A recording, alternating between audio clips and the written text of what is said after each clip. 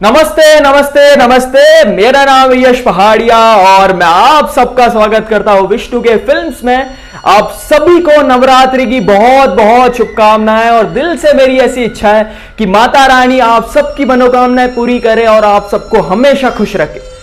दुर्गा माता के 9 स्वरूप थे, 9 अलग अलग स्वरूपों की पूजा हम 9 अलग अलग दिन करते हैं नवरात्रि में। और इन नवरात्रि के शुभ अवसर पर इन 9 माताओं की कहानी हम आपके लिए ला रहे हैं स्पेशल नवरात्रि वीडियो सीरीज में, जिसमें हर दिन हम आपके लिए नवरात्रि के हर दिन एक वीडियो हम आपको अपलोड करेंगे। जिस माता की पूजा जिस दिन की जाती है उनकी पीछे की कहानी क्या है वो हम आपको बताएंगे। तो अगर आपको इन सब जानने में बहुत ज्यादा उत्सुकता है कि कौन सी माता की पूजा किस दिन की जाती है और उनके पीछे की कहानी क्या है, तो सब्सक्राइब करें विष्णु के फिल्म्स को ताकि आपके पास सबसे पहले नोटिफिकेशन आए और आपको कहानी का पता चले। तो सबसे पहले हम शुरुआत करते हैं कि नवरात्रि के पीछे की कहानी क्या है, नवरात्रि क्यों मनाई जाती है। महिषासुरा करके एक राजा था, वो राक्षसों का राजा था और उसने लगातार 8 साल बैठ के ब्रह्मा जी की आराधना की, ब्रह्मा जी की पूजा की।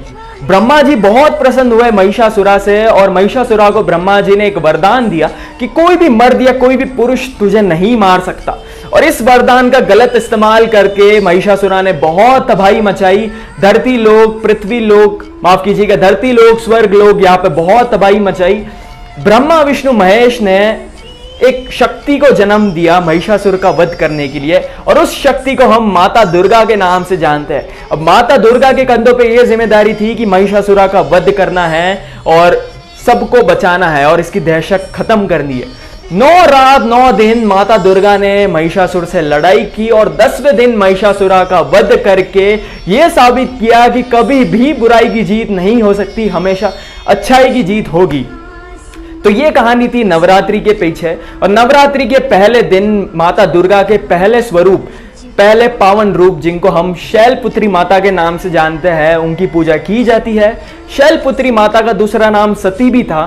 सती शिव जी की पत्नी थी और प्रजापति दक्ष की बेटी थी। अब प्रजापति दक्ष ने एक यज्ञ का योजना की, एक यज्ञ रख रहा था प्रजापति दक्ष, लेकिन उसमें उसने शिवजी और सती दोनों को नहीं बुलाया था। लेकिन सती की बहुत इच्छा थी कि वो इस यज्ञ की भागीदारी बने, जाके देखे यज्ञ में। उन्होंने शिवजी को बहुत रिक्वेस्ट की, बहुत बोला कि शिवजी प्लीज मेरे को इस यज्ञ में जाना है, जाने दो जाने दो।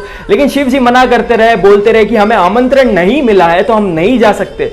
लेकिन सती जी जिद पे अड़ गई शिव जी के सामने कि मुझे जाना है जाना है जाना है। तो शिव जी ने फाइनली उनको परमिशन दे दी कि आप जाइए यज्ञ में। जैसे ही वो यज्ञ में पहुंची, वहां के जो लोग उपस्थित थे यज्ञ में, वो कोई भी सती जी से अच्छे से बात नहीं कर रहे थे, सीधे मुंह बात नहीं कर रहे थे और काफी बुराइयां कर रहे थे। सिर्फ सती जी की जो माँ है उन्होंने प्रेम से सती जी को गले लगाया और स्वागत किया, जबकि उनके जो पिताजी है प्रजापति दक्ष, उन्होंने भी सही से बात नहीं की और सती और शिव जी इन दोनों का बहुत अपमान किया।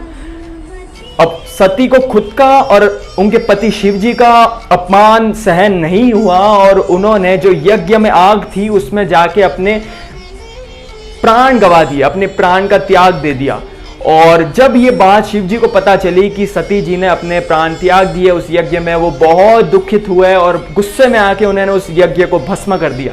तो ये कहानी थी सती जी की। सती जी ने अगले जन्म में शैलपुत्री के रूप में जन्म लिया।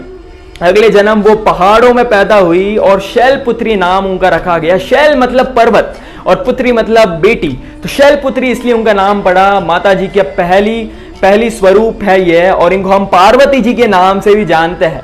तो शैलपुत्री माता की जय हो जय हो जय हो। यह है पहला दिन नवरात्रि का और ऐसे ही अलग अलग देवियों के, अलग अलग माताओं की कहानियां मैं आपके लिए लाता रहूंगा। लाइक करना, शेयर करना और कमेंट करना ना भूले और सब्सक्राइब करना ना भूले अगर आपको इन कहानियां सुनने में बहुत ज्यादा मजा आता है तो। धन्यवाद धन्यवाद।